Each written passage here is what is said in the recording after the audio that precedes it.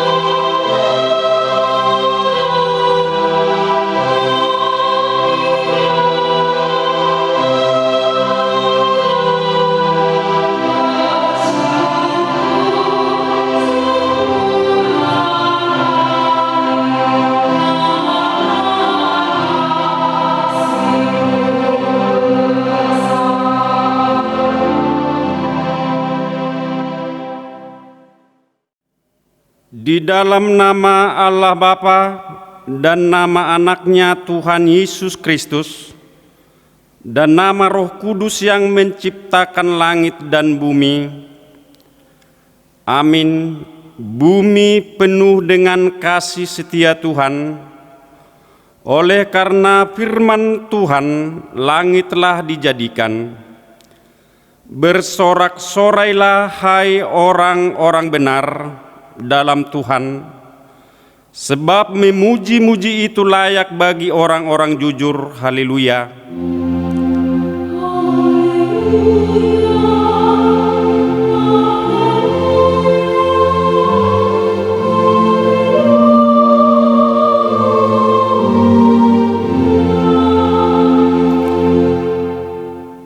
Marilah kita berdoa.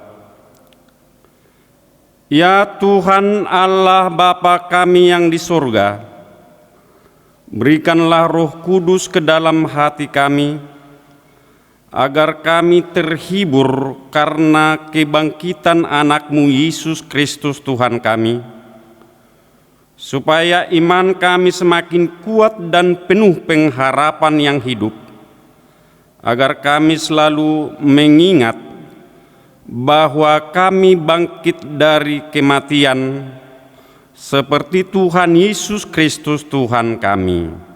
Amin. Kita bernyanyi dari Kidung Jemaat nomor 454, kita nyanyikan ayat 3.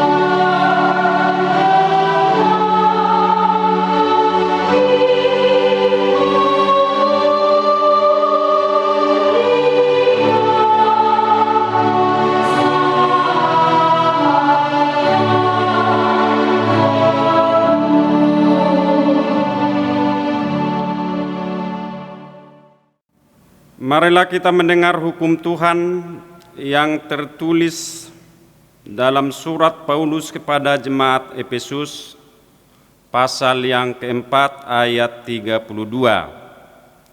Demikian. Tetapi hendaklah kamu ramah seorang terhadap yang lain, penuh kasih mesra dan saling mengampuni, sebagaimana Allah di dalam Kristus telah mengampuni kamu. Marilah kita memohon kekuatan kepada Tuhan. Ya Tuhan Allah, kuatkanlah kami melakukan yang sesuai dengan hukum-Mu. Amin. Kita bernyanyi dari Kidung Jemaat nomor 41. Kita nyanyikan ayat 2 tambah 4.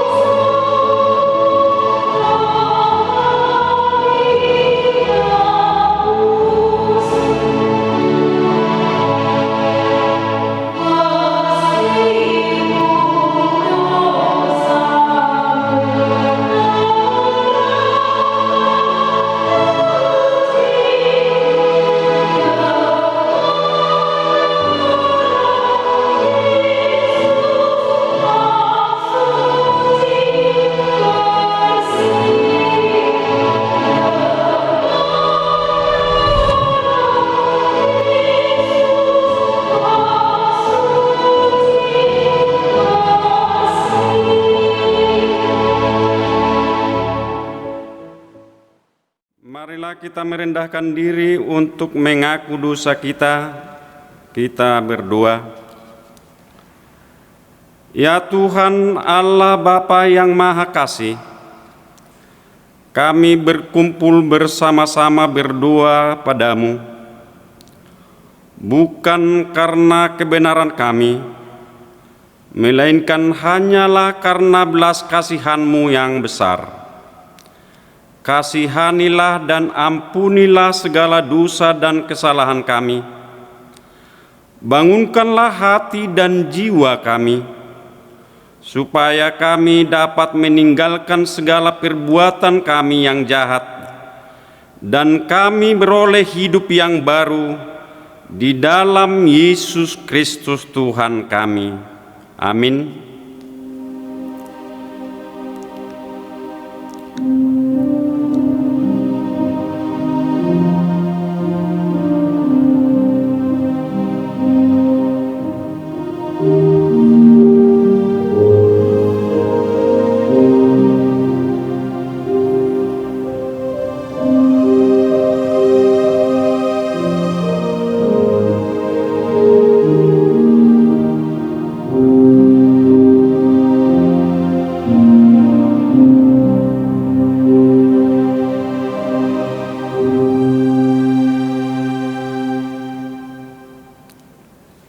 Janji Allah kepada orang yang mengaku dosanya. Demikianlah firman Tuhan, Aku telah menghapus segala dosa pemberontakanmu, seperti kabut diterbangkan angin, dan segala dosamu seperti awan yang tertiup. Kembalilah kepadaku, sebab aku telah menebus engkau. Kemuliaan bagi Allah di tempat yang maha tinggi. Amin. Kita puji Tuhan, kita bernyanyi dari Kidung Jemaat nomor 295. Kita nyanyikan ayat 2 sampai dengan ayat 3.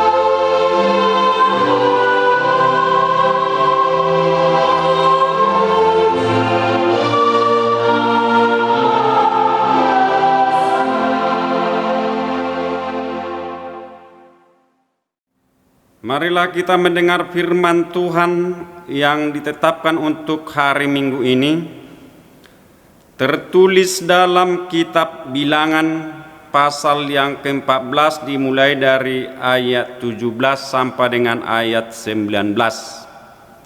Kita membaca secara responsoria. Jadi sekarang biarlah kiranya kekuatan Tuhan itu nyata kebesarannya, seperti yang kau firmankan.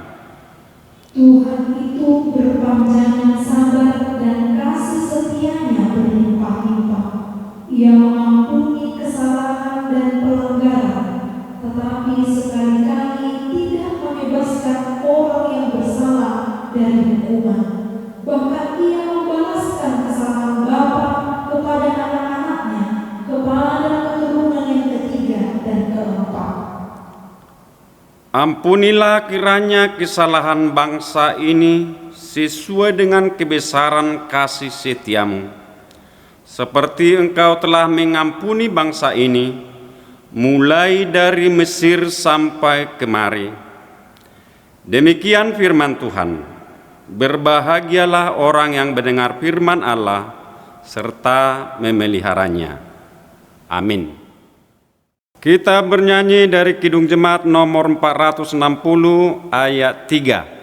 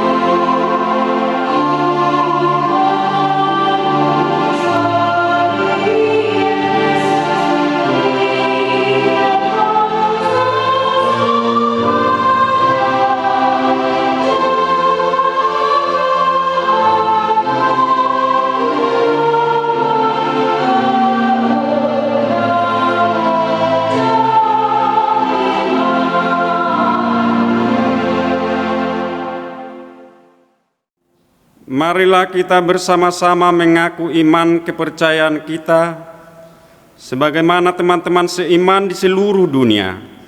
Kita bersama-sama mengucapkannya.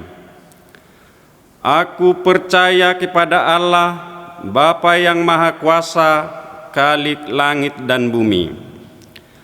Aku percaya kepada Yesus Kristus, Anaknya yang tunggal Tuhan kita, yang dikandung daripada Roh Kudus, lahir dari anak darah Maria, yang menderita sengsara di bawah pemerintahan Pontius Pilatus, disalibkan, mati dan dikuburkan, yang turun ke dalam kerajaan maut. Pada hari yang ketiga, bangkit pula dari antara orang mati, naik ke surga, duduk di sebelah kanan Allah, Bapa yang Maha Kuasa. Dari sana akan datang kelak untuk menghakimi orang yang hidup dan yang mati. Aku percaya kepada Roh Kudus dan adanya satu gereja yang kudus dan am, persekutuan orang kudus, pengampunan dosa, kebangkitan daging, dan hidup yang kekal. Amin. Kita bernyanyi dari Kidung Jemaat nomor 427, kita nyanyikan ayat 1 sampai dengan ayat 2, dan kita mengumpulkan persembahan 1A dan 1B. Terima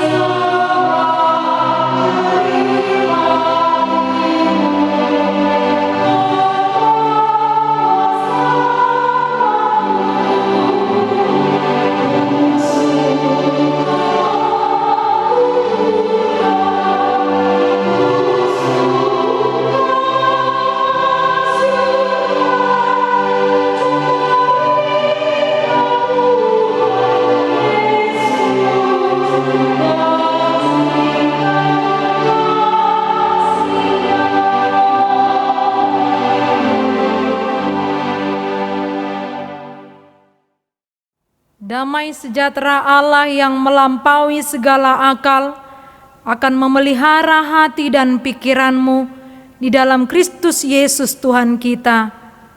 Amin.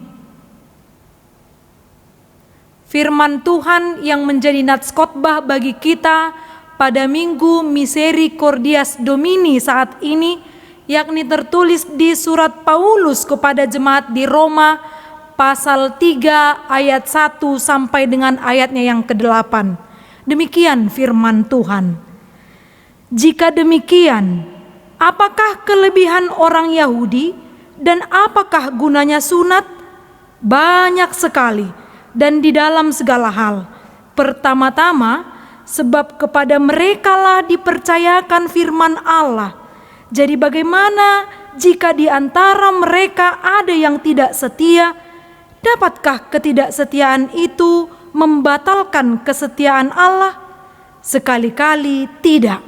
Sebaliknya, Allah adalah benar dan semua manusia pembohong, seperti ada tertulis, supaya engkau ternyata benar dalam segala firman-Mu dan menang jika engkau dihakimi. Tetapi jika ketidakbenaran kita menunjukkan kebenaran Allah, apakah yang akan kita katakan? Tidak adilkah Allah, aku berkata sebagai manusia, jika ia menampakkan murkanya? Sekali-kali tidak. Andai kata demikian, bagaimanakah Allah dapat menghakimi dunia? Tetapi jika kebenaran Allah oleh dustaku semakin melimpah bagi kemuliaannya, mengapa aku masih dihakimi lagi sebagai orang berdosa? Bukankah tidak benar fitnahan orang yang mengatakan bahwa kita berkata, marilah kita berbuat yang jahat supaya yang baik timbul daripadanya. Orang semacam itu sudah selayaknya mendapat hukuman. Demikian firman Tuhan. Jemaat yang dikasihi oleh Tuhan Yesus, jika suatu hari kepada kita dipercayakan suatu tugas, bagaimana sikap dan respon kita? Hal yang wajar-wajar saja jika kita merasa bangga. Rasa bangga ini tadi mengarahkan kita untuk tanggung jawab yang besar akan tugas itu. Tapi jika kita hanya puas hanya dengan kata bangga, maka alhasil akan membuat kita sombong sehingga merasa diri jago, lebih hebat, lebih pintar dari orang lain. Bahkan kita tidak mau lagi mendengarkan orang lain. Sama halnya seperti seorang anak SD yang dia berangkat ke sekolah dan sengaja tidak mengerjakan PR, tersenyum melihat teman-temannya yang sudah selesai mengerjakan PR yang sangat sulit. Dia tersenyum seperti mengejek temannya, bahkan dia memiliki rasa percaya diri karena dia tidak akan dihukum atau dimarahi oleh guru. Karena apa? Karena orang tuanya adalah kepala sekolah di SD itu. Ternyata perkiraannya meleset. Setelah ayahnya mengetahui kelakuannya, justru ayahnya mengingatkan kepada guru kelasnya, jika dia tidak mengerjakan PR atau melakukan kesalahan lain, konsekuensinya sama dengan murid yang lain, dia harus dihukum. Demikianlah konteks pergumulan yang terjadi dalam nats ini. Kelebihan orang Yahudi disalahgunakan dan mengarah kepada kesombongan diri, kesombongan rohani, sehingga percakapan orang Yahudi dan Paulus dimulai di ayat 1 dengan kata jika demikian. Apakah kelebihan orang Yahudi dan apakah gunanya sunat? Kelebihan yang dimaksud adalah perisos, yang artinya keistimewaan. Apakah keistimewaan orang Yahudi dan apakah gunanya sunat? Inilah yang ditentang oleh Paulus karena mereka beranggapan lebih istimewa, lebih tinggi dibandingkan umat yang lain yang tidak dikategorikan sebagai umat pilihan, yang membawa mereka kepada sifat pengeksklusifan diri. Banyak keistimewaan orang Yahudi. Umat Yahudi adalah umat pilihan Allah yang pertama-tama mendapatkan atau diberikan oleh Tuhan, dipercayakan oleh Tuhan firman Allah. Awalnya boleh kita perhatikan di Kejadian pasal 12. Abram dipanggil Allah dan Allah berfirman menjadikan Abram menjadi bangsa yang besar, namanya termasyhur, dan juga menjadikannya berkat bagi banyak orang. Dan dilanjutkan kembali di Kejadian 17. Disinilah Allah mengadakan perjanjian kepada umat Israel, kepada Abraham terutamanya. Jadi melalui perjumpaan mereka, sunat dijadikan menjadi tanda perjanjian bagi orang Yahudi pada masa itu. Jadi disinilah kita melihat bahwa sama halnya dengan hukum Taurat, kepada Yahudi lah pertama sekali diberikan atau dipercayakan hukum Taurat, tetapi pemahaman mereka hanya sebatas ketika mereka mampu untuk menjalankan dan melaksanakan hukum Taurat atau menjalankan sunat, maka mereka dengan kepastian yang penuh mereka akan selamat. Inilah pemahaman yang salah, bahwa mereka melakukan sunat tidak secara iman, tetapi mereka hanya menjalankan sunat hanya sebatas lahiriah. Padahal orang Yahudi yang menjadi umat pilihan bukan karena kehebatan mereka, tapi karena Allah yang penuh dengan kasih setia memelihara kehidupan mereka. Dan kesetiaan manusia tidaklah mempengaruhi kesetiaan Tuhan dalam mengasihi umatnya.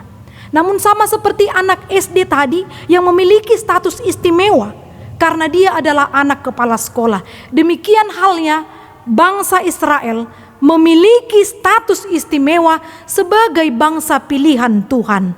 Sama juga halnya ketika anak tidak mengerjakan PR atau dia berbuat kesalahan, maka konsekuensinya sama seperti orang Israel yang melakukan kesalahan, maka mereka akan mendapatkan hukuman.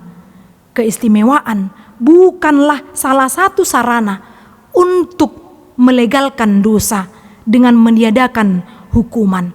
Allah itu adalah adil. Allah itu adalah benar. Dia setia akan janjinya.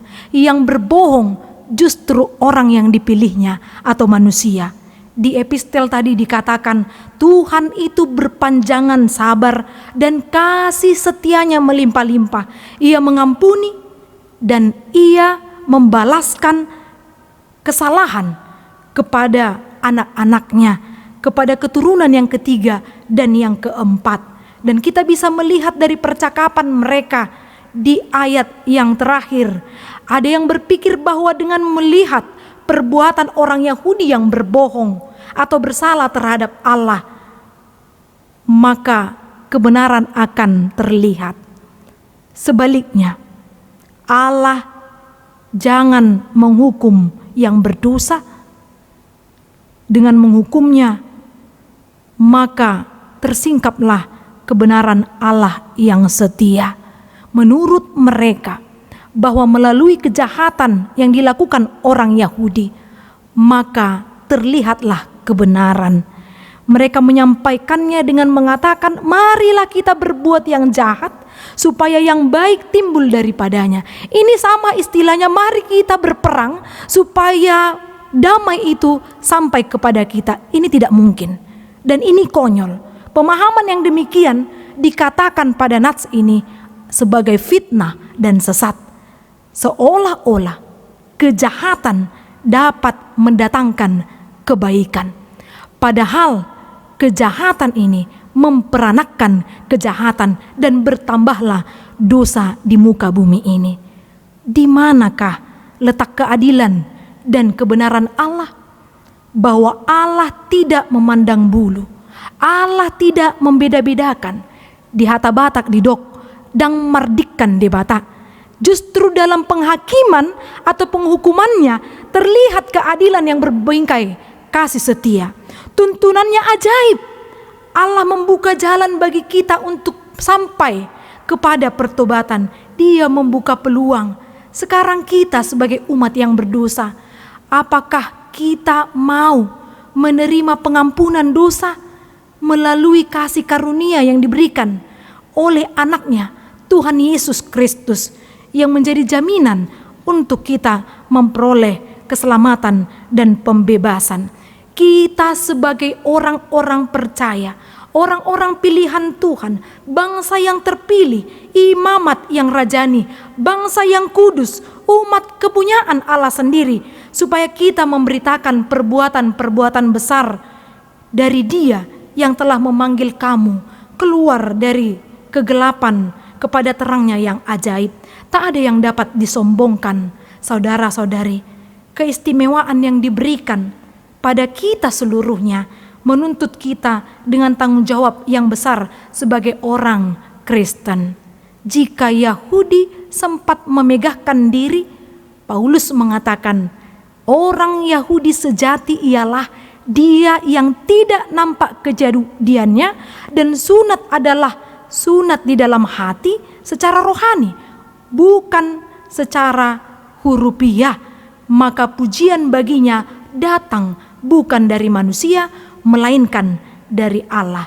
Jika saat ini kita mampu berbuat baik atau menjadi kepercayaan orang lain untuk menjalankan sesuatu hal, maka pakailah kepercayaan itu, hak istimewa itu untuk membuktikan bahwa engkau istimewa di hadapan Allah dan di hadapan semua orang. Tidak perlu kita mengatakan dengan suara keras bahwa kita itu adalah orang kaya kalau kita tidak mampu melakukan perbuatan yang kecil, karena kita belum melakukan hal yang istimewa untuk orang lain. Tidak perlu kita mengatakan bahwa kita itu pintar, kita itu bijaksana atau yang lain sebagainya untuk menyombongkan diri. Karena apa? Karena melalui kepintaran kita, kita belum mampu melakukan perbuatan yang kecil pun itu untuk dinikmati oleh orang lain. Maka hiduplah dalam tuntunan Tuhan, karena Dia adalah gembala yang baik, menuntun seluruh umatnya agar kita tetap berjalan di dalam kasih karunia Tuhan. Inilah yang dinamakan dengan Minggu Misericordias Domini. Mari kita sambut kasih setianya. Biarlah bumi ini bersorak-sorai karena kita hidup dalam penyertaan dan kesetiaan Tuhan. Kita justru yang tidak setia kepadanya. Kita membawa anak-anak datang ke baptisan kudus, tapi kita tidak menjalankan apa yang menjadi janji kita. Selamat hari Minggu untuk kita semuanya. Amin. Bapa kami yang di sorga, Bapa yang maha pengasih, terima kasih Tuhan untuk anugerah-Mu yang luar biasa yang boleh kami terima hingga saat ini. Kami boleh menjalankan aktivitas kami dimanapun kami berada setiap hari. Tuhan menjagai kami, Tuhan melindungi kami, Tuhan juga yang memberikan kesempatan kepada kami untuk saat ini kami boleh beribadah di rumah kami masing-masing. Tuhan, kami tetap mengingat penyertaan-Mu ketika kami melakukan aktivitas kami, ketika kami boleh belajar, ketika kami melakukan banyak aktivitas lainnya. Engkau menuntun kami ke jalan yang benar. Tuhan, ajari kami untuk tetap berdoa dan dengan sabar memohon perlindungan Tuhan, menjauhkan kami dan melenyapkan virus corona dari muka bumi ini. Biarkan kami Tuhan boleh beraktivitas seperti biasanya. Biarkan kami Tuhan boleh menikmati pekerjaan kami setiap harinya, agar kami tetap menjalankannya dengan penuh rahmat yang daripada Engkau. Bapa yang baik, kami juga berdoa untuk jemaat-Mu dimanapun mereka berada. Mungkin saat ini ada yang dalam keadaan sakit. Tuhan, pulihkan seluruh jemaat-Mu dan biarkanlah dia tetap sabar, bertekun dalam doa untuk anak-anak yang Engkau berikan kepada setiap rumah tangga. Pada saat ini mereka belajar di rumah, ujian di rumah, berikan mereka hikmat dan kebijaksanaan agar mampu menjalankan tugas dan tanggung jawabnya sebagai pelajar.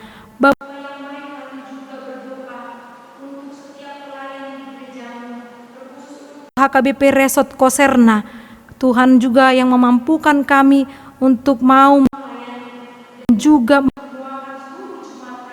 apapun yang menjadi kegiatan kami setiap harinya. Inilah doa permohonan kami yang kami sampaikan di dalam nama Tuhan Yesus Kristus, Juru Selamat kami yang telah menghapus dosa kesalahan kami. Amin. Marilah kita bernyanyi dari Kidung Jemaat nomor 322. Kita nyanyikan ayat 3 tambah 5 dan kita mengumpulkan persembahan yang kedua.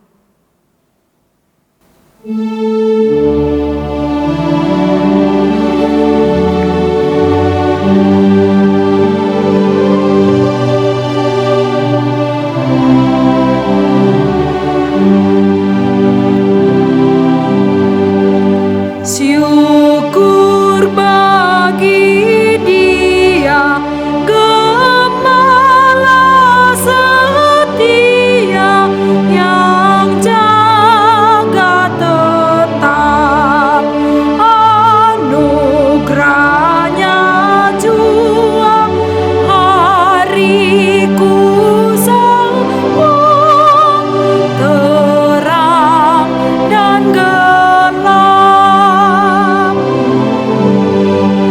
Sehari-harian besar pemberian kemurahan-Mu, ya Tuhan, kiranya ku ingat selamanya kewajibanku.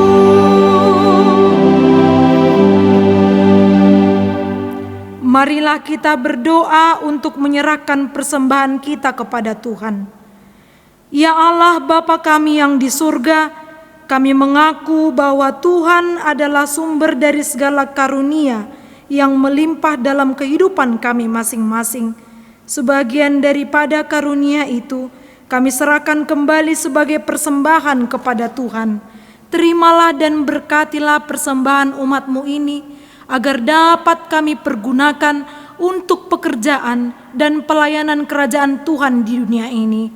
Bukalah hati kami untuk mengenal betapa banyak berkat dan karunia yang kami peroleh dari Tuhan, supaya kami senantiasa bersyukur kepadamu di dalam nama Yesus Kristus Tuhan kami. Amin. Tuhan karuniamu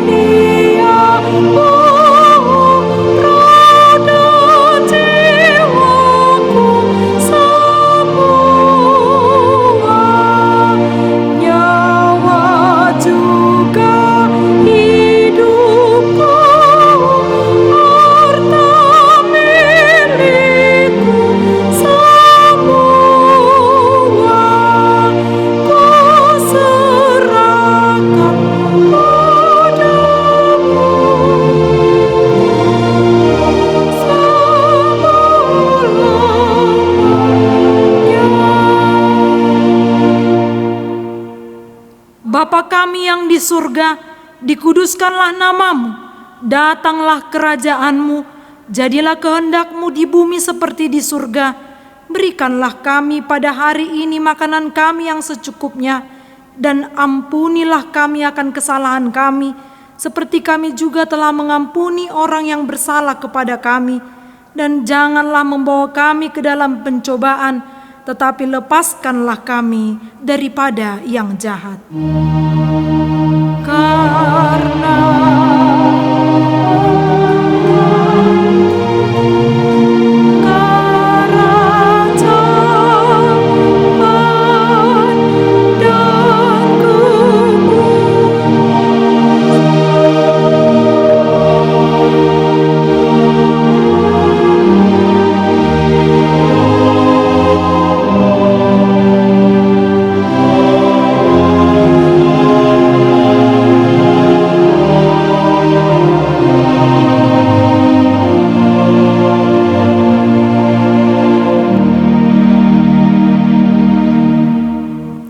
Pulanglah dengan sejahtera dan terimalah berkat Tuhan. Tuhan memberkati engkau dan melindungi engkau. Tuhan menyinari engkau dengan wajah-Nya dan memberi engkau kasih karunia. Tuhan menghadapkan wajah-Nya kepadamu dan memberi engkau damai sejahtera. Amin. Amin. Amin.